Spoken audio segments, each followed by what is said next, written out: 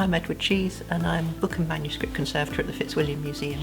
The work took place on the Astronomicum over a 2-year period. This was a book that, although it's one of our treasures, we could not show to anybody in its state before it was conserved. Any conservation project very closely discussed with the curators. We never ever embark on taking a book to pieces or going in and doing interventive work before we've discussed absolutely in detail what's going to happen. In this case, we had heavy repair patches. People tend to think if you put a heavy repair patch on, and I think this is what the original repairer was thinking, it'll be good and strong. But actually what happens is that you get a very heavy repair patch, and that makes a hard edge, and then the original paper starts to break along that hard edge, so you just make more damage and more damage and more damage the more repair layers you put on.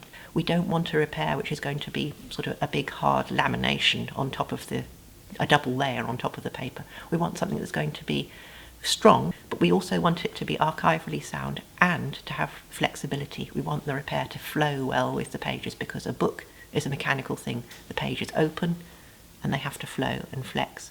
So we use Japanese handmade paper which has wonderful silky long fibres.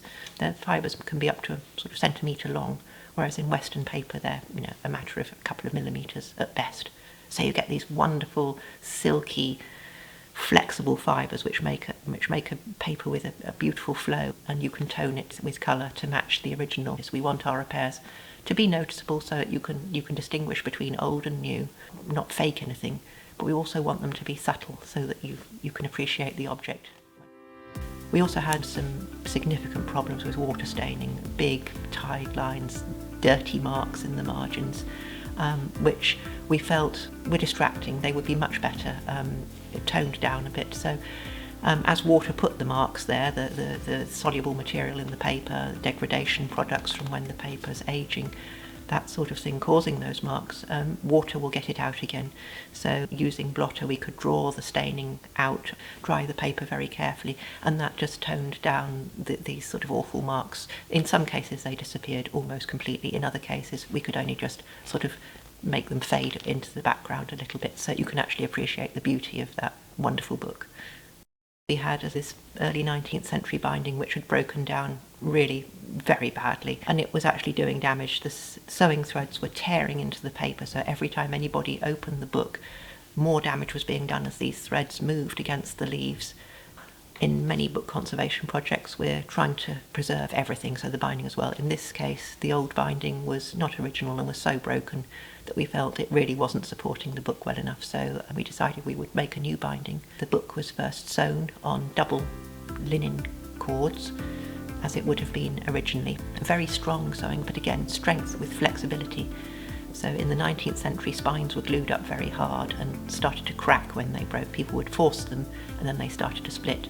The idea of late medieval, early modern book binding, which is the period of this book, is that the binding is flexible, so as you open it, it flexes open in the spine moves, the sewing moves, and you get a beautiful flat opening so you can really appreciate the whole of the page. Then boards were laced on, so that the ends of the sewing cords are laced into archival millboard, which is a sort of special bookbinder's cardboard, and they were shaped because the Astronomicum has a lot of fovelles, these circular discs in it, and they're all stacked up in the middle of the pages, and that makes it a very unusual book because it's thicker in the middle of the page than it is at the spine. So we made the boards slightly curved so that they would just accommodate that extra thickness. And then it's covered in a white skin, which is actually an alum tawed calf skin. People often call it white leather, but it's not a true leather. This is a material that medieval binders were very fond of. It's more a sort of pickled skin with aluminium sulfate salts, and it has wonderful strength and durability.